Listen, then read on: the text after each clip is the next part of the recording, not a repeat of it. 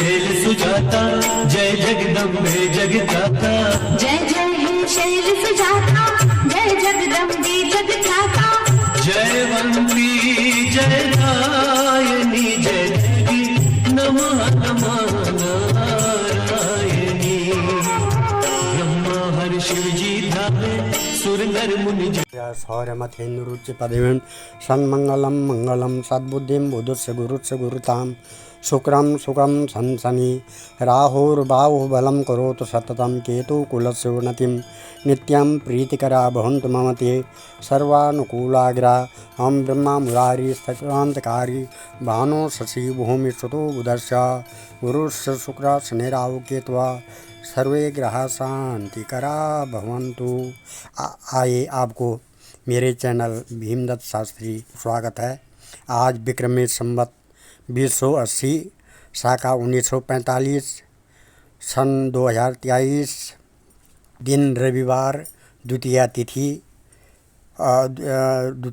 की 41 घड़ी 33 पल रोहिणी नक्षत्र 8 घड़ी 50 पल। उसके बाद मृगशिरा नक्षत्र लग जाएगा। सुकर्मा योग 27 घड़ी 55 पल। बालवकरण 10 घड़ी 44 पल।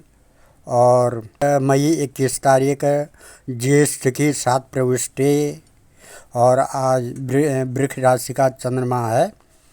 और 31 मई को निर्जला एकादशी है। आज का दिन वृक्ष राशि का सूर्य, मिथुन राशि का शुक्र, कर्क राशि का मंगल और तुला राशि का केतु और कुंभ राशि का शनि, मेष राशि का राहु, मेष राशि का गुरु, मेष राशि का बुध। ये दिन आपको शुभ कल्याणकारी रहे, यही भगवती माता से प्रार्थना है।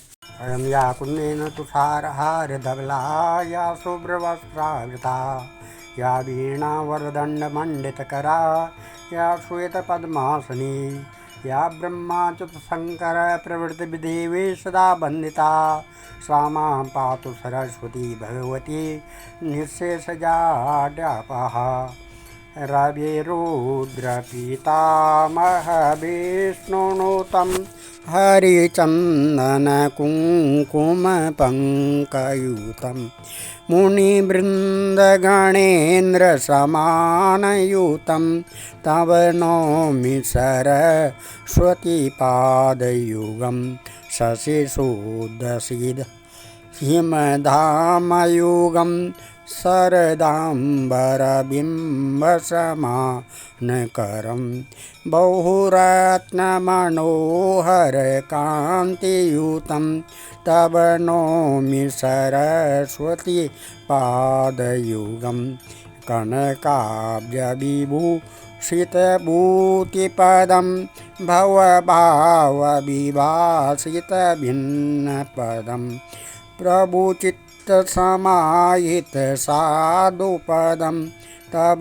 नौमि सरस्वती पादयुगं भवसागरभञ्जनदीतिनुतं प्रतिपादितसन्ततिकारमिदं विमलादिकशुद्धविशुद्धपदं तव नौमि सरस्वती पादयुगं मतिहीनजनाश्रयपादमिदं सकलागमभाषितभिन्नपदं परिकारितविश्वानेकभवं तव नौमि सरस्वती पादयुगं परिपूर्ण अनेकधमानिधनं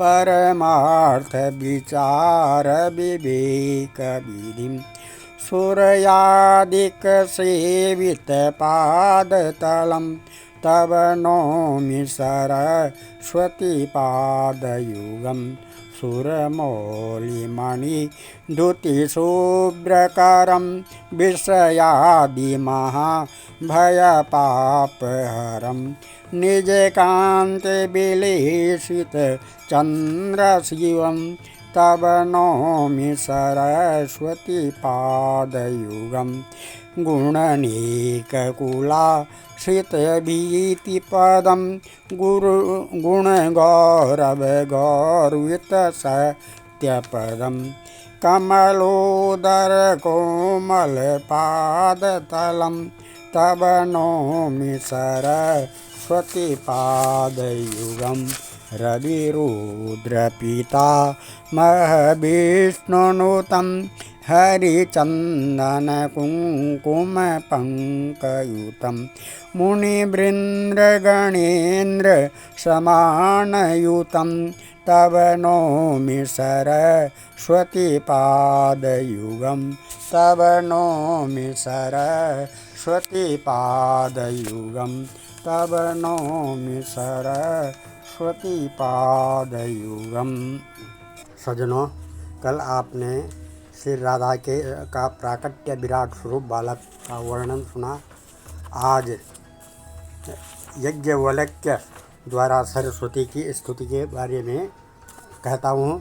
कृपया आप मेरे इस चैनल को सब्सक्राइब करें, लाइक करें और आगे की कथा सुने।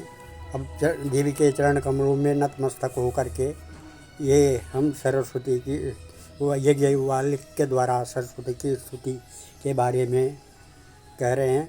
भगवान नारायण कहते हैं, नारद प्राचीन समय की बात है, याज्ञवल्क्य नामक प्रसिद्ध एक प्रधान मुनि थे। उन्होंने भगवती सरस्वती की स्तुति की थी। ज्योति स्वरूपा महामाया का उन्हें दर्शन प्राप्त हुआ। देवी ने उनसे कहा, मुने, तुम सुप्रख्यात कवि हो, जाओ, भगवान नारायण कहते हैं। नारद स्वयं भगवती सरस्वती वैकुंठ में भगवान श्री हरि के पास रहती हैं। गंगा में इन्हें शाप दे दिया था, अतः ये भारतवर्ष में अपनी एक कला से पधारी नदी के रूप में इनका अवतरण हुआ। सूत जी कहते हैं, शौनक, भगवान नारायण की बात सुनकर मुनिवर नारद ने पुनः तुरंत उनसे यह संदेह पूछा। नारद जी ने कहा, सत्स्वरूपा पुण्यदा गंगा ने सरस्वती देवी को क्यों शाप दे दिया? भगवान बोले, नारद, यह प्राचीन कथा मैं तुमसे कहता हूँ, सुनो। लक्ष्मी, सरस्वती और गंगा ये तीनों ही भगवान श्री हरि के भार्या हैं। एक बार सरस्वती को यह संदेह हो गया कि श्री हरि मेरी अपेक्षा गंगा से अधिक प्रेम करते हैं। तब उन्होंने श्री हरि को कुछ कड़े शब्द कहे। फिर वे गंगा पर क्रोध करके कठोर बर्ताव करने लगी। तब शांत स्वरूपा क्षमामयी लक्ष्मी ने उनको रोक दिया। इस पर सरस्वती ने लक्ष्मी को गंगा का पक्ष करने वाली मानकर आवेश में शाप दे दिया कि तुम निश्चय ही वृक्ष रूपा और नदी रूपा हो जाओगी। लक्ष्मी ने सरस्वती के इस शाप को सुन लिया, परंतु वे वहीं शांत बैठी रही। पर गंगा से यह नहीं देखा गया। उन्होंने सरस्वती को शाप दे दिया। कहा, बहन लक्ष्मी, जो तुम्हें शाप दे चुकी है वह सरस्वती भी नदी रूपा हो जाए, यह नीचे मृतलोक में चली जाए, जहाँ सब पापी जन निवास करते हैं। नारद गंगा की यह बात सुनकर सरस्वती ने उन्हें शाप दे दिया, तुम्हें भी धरातल पर जाना होगा। इतने में भगवान श्री हरि वहाँ आ गए। उन दुखित देवियों के कलह और शाप का मुख्य कारण सुनकर परम प्रभु ने समयानुकूल बातें बताई। भगवान श्री हरि बोले, लक्ष्मी, सुबह तुम अपने कला से राजा धर्मध्वज के घर पधारो। शंखचूड़ नामक एक असुर मेरे अंश से उत्पन्न होगा, तुम उसकी पत्नी बन जाओ। तत्पश्चात निश्चय ही तुम्हें मेरी प्रियसी भार्या बनने का सौभाग्य प्राप्त होगा। भारतवर्ष में त्रिलोक पावनी तुलसी के नाम से तुम्हारी प्रसिद्धि होगी। वरान ने अभी अभी जो तो तुम भारती के शाप से भारत में पद्मावती नामक नदी बनकर पधारो। तदंतर गंगा से कहा, गंगे, तुम सरस्वती के शापवश अपने अंश से पापियों का पाप भस्म करने के लिए विश्व पावनी नदी बनकर भारतवर्ष में जाना और भागीरथ की तपस्या से तुम्हें वहाँ जाना पड़ेगा। बाद में सरस्वती से कहा, भारती, तुम गंगा का शाप स्वीकार करके अपने एक कला से भारतवर्ष में चलो। अब भगवान श्री हरि कहने लगे, ओहो, विभिन्न स्वभाव वाली 3 स्त्रियों, 3 नौकरों, 3 बांधवों का एकत्र रहना वेद की अनुमति से के विरुद्ध है। ये एक जगह रहकर कल्याणप्रद नहीं हो सकते हैं। अतएव गंगे, तुम शिव के पास जाओ और सरस्वती तुम्हें ब्रह्मा के स्थान पर चले जाना चाहिए। यहाँ मेरे भवन पर केवल सुशीला लक्ष्मी जी रह जाएंगी। भगवान नारायण कहते हैं, नारद, तदंतर सरस्वती अपनी एक कला से तो पुण्य क्षेत्र भारतवर्ष में पधारी।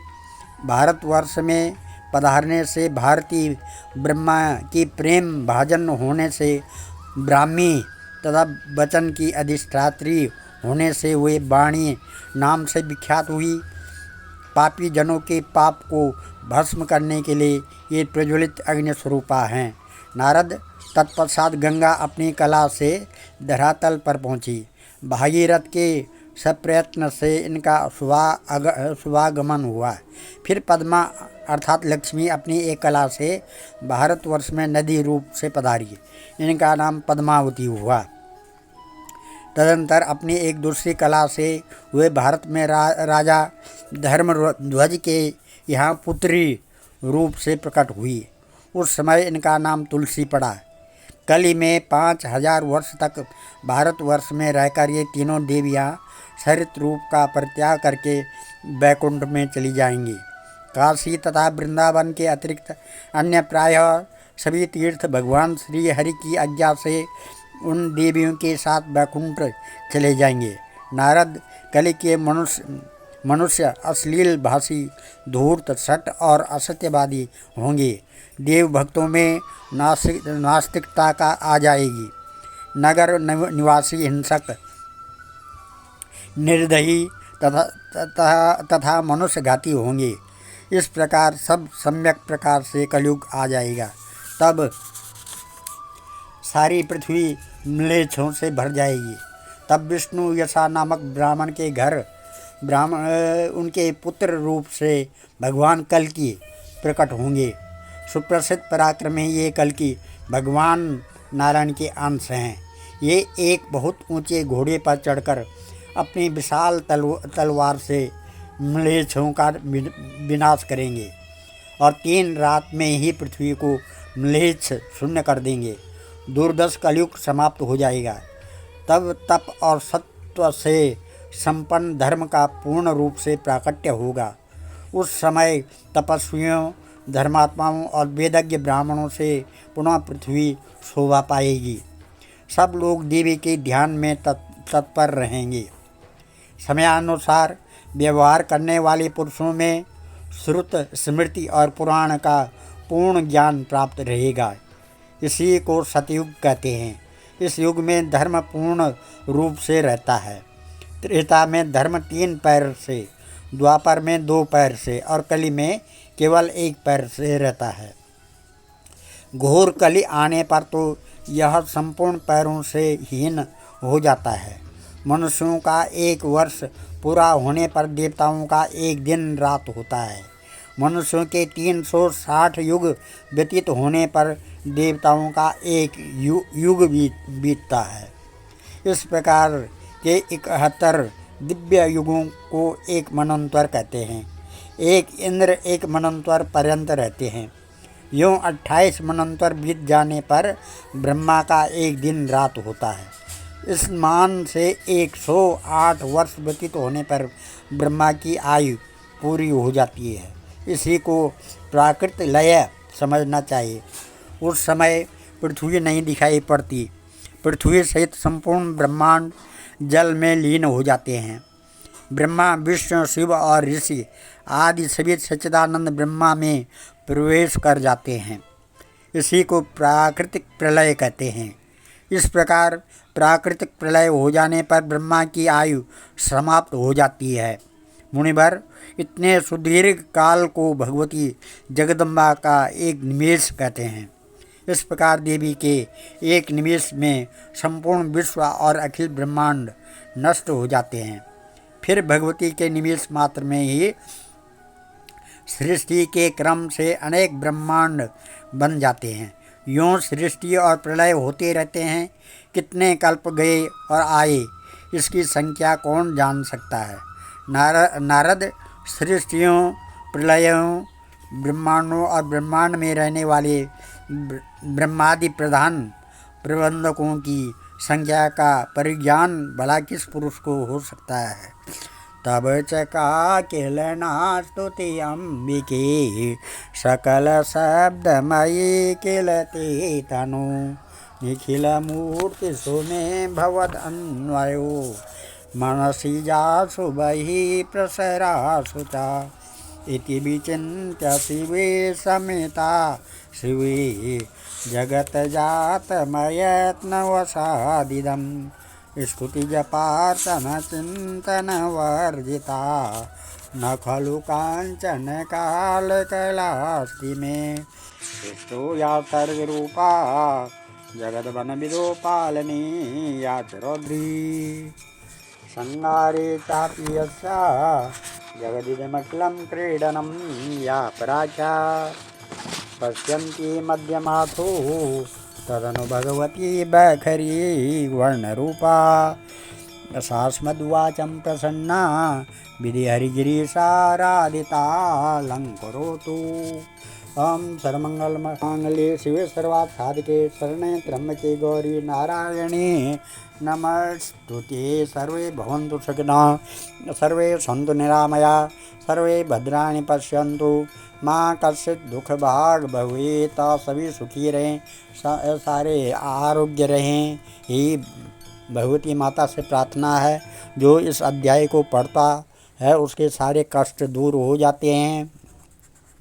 आप आगे की कथा सुनने के लिए मेरे इस चैनल को सब्सक्राइब करें, लाइक करें, यही आपसे प्रार्थना है। धन्यवाद।